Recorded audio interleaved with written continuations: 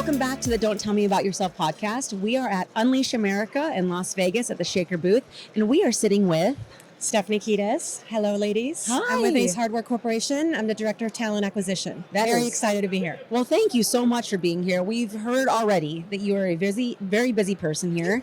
You're speaking later today. What are you going to be talking about? Actually, tomorrow at 1 o'clock, Okay. I'm going to talk about high volume recruitment and the use of AI. Okay. Can you give us some tips and some sneak peeks of what's going to be in your discussion tomorrow? Yeah, it'll be about our journey and how we adapted Paradox AI into our recruitment process. And we call her Grace. So everybody within my organization knows when we talk about Grace, it's our chatbot. And she has changed the way we recruit since COVID. It's been phenomenal. Amazing. I'd love to hear just a little bit more about that. Can you dig into that? What aspects is Grace helping with? Yep. We started with how do we call it moving the cheese, because in essence the elements of recruitment don't change, right? Like you still have to have a phone screen, you're going to have a manager interview, you're still going to have an offer, pre-employment, and all the steps in between. We needed to figure out during COVID when we needed to hire very fast and a lot of people, from a volume perspective, how do we do this more efficiently? And so we looked at our application process, which was very much pre-COVID, slow, and try to go after Indeed Easy Apply, make it as easy as possible for the candidate to get their application in. And then by adding AI in, we were able to cut down on no-shows for the interviews because the scheduling was now in the candidate's hands instead of the manager dictating, I'm available on this day at this time. The candidate got to pick when it worked for them. I love that. Yeah. We talk a lot about just the experience that the candidates have. It sometimes gets lost, especially when we're improving things or building efficiencies. I am curious, you mentioned all the wonderful things Grace is helping with, but is there any guardrails or boundaries for you about what Grace isn't allowed to do? Yes, 100%. That's actually a really good point, especially right now. Everybody's running to adopt AI, right? And you have in my world, it's legal, IT, data privacy teams all start showing up and start asking massive amounts of questions because now legislation is here in comparison to even 3 years ago, right? So is the AI making decisions? How is it interacting with the candidate? What information is being exchanged? Is there potential for information to get leaked out into another system? Where are the integration points? Who's the controller and who's the processor? So at this point, I feel like I can write a book about it, having to answer so many questions. But at the same time, it's good that we're doing it because we're protecting the company, right? Exactly. We're trying to protect the brand and we're trying to protect the candidate too. So I would say at the end of the day, a lot of patience to get through it. But really the big game changer is taking that administrative back and forth. Right. That has rocked our world. Right. I think you made such a great point too about the decision making, because we won't name them, but we've seen a few people in the news, right, for, lawsuits or inquiries into that explainability of the decisions. Yeah. So we often say, the companies that win with AI won't be the ones who automate first. They'll be the ones whose processes are worth automating, right? So are your decisions explainable? Do they make sense? Would they make sense regardless of AI or not? Exactly. Right? So, and for us, every decision is still made by a human, by a recruiter.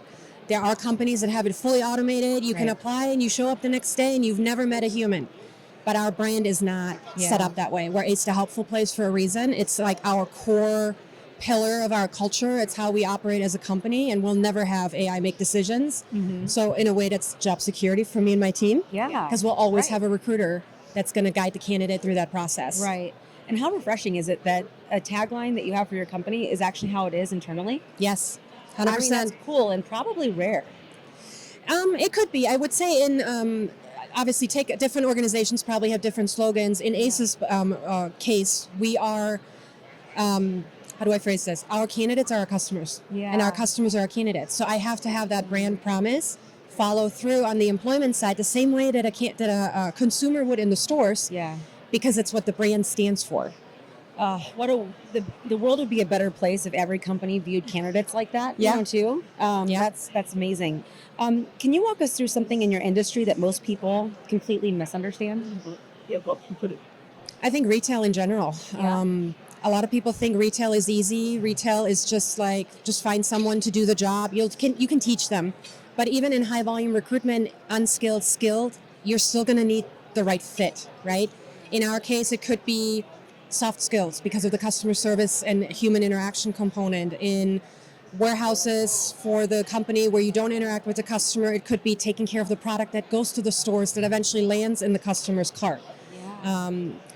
At corporate, the way my recruiters interact with the candidates is a reflection of the organization and the brand promise of being the helpful place. And if a candidate has a crappy experience, they're going to stop shopping at our stores.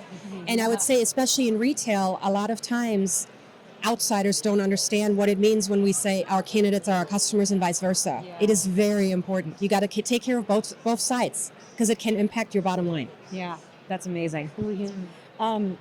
Is there, in your role, is there a general metric or data point that you rely on the most right now in your business? That's a good question. I think time to offer is probably a big one for us right now. And in different segments or business units of the business, it means different things. Like in corporate, 30-day time to hire is fine. But in high volume recruitment, anything beyond 6-7 days is bad. Like in retail, that can feel like a year if it takes you 7 days to seat a candidate. Right. In distribution, it gets close to that, but it's not quite as drastic. Yeah. But it impacts the operation. So I would say time to fill. Yeah. Yeah. What is one thing talent leaders need to know in the year ahead? Right now, we're all talking about AI. Yes, we are. So I know everybody's on this transformation journey of where does it fit in? How do we use it? Where does it help, complement?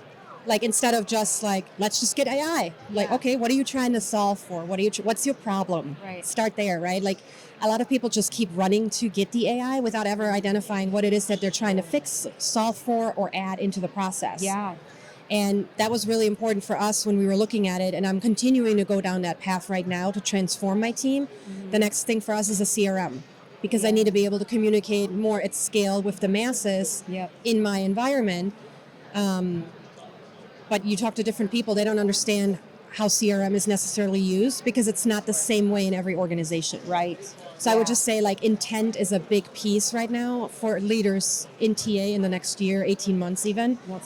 Don't just run to get the AI. Yeah. Figure out what you need it for. Yeah. And with that in mind, can you talk about how your relationship with recruiting and TA, what that relationship looks like with your technology teams at Ace Hardware? Like, what does that partnership look like, and how do you roll that out successfully? So a lot of it in my world is tied to Workday, which is actually managed by our HRIS team. So IT is not necessarily as involved. They get more involved when we start doing integrations and like more at the contract stage. Yeah. In some cases, when we get into like the implementations, they're a big part of my CRM project right now to make sure I find the right vendor.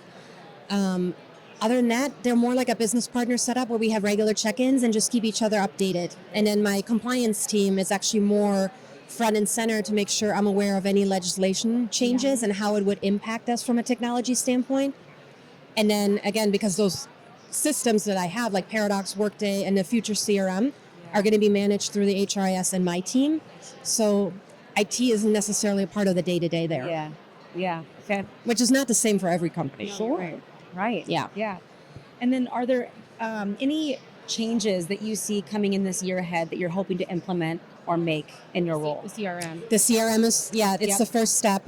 We're trying to fully scale into a talent intelligence platform eventually, so that I can connect the dots from like the top of the funnel, getting them in through recruitment with the CRM. I want to add a better internal mobility program where I can also identify skills that somebody has or is missing, and how do we then get them up to speed for a role potentially. Cool.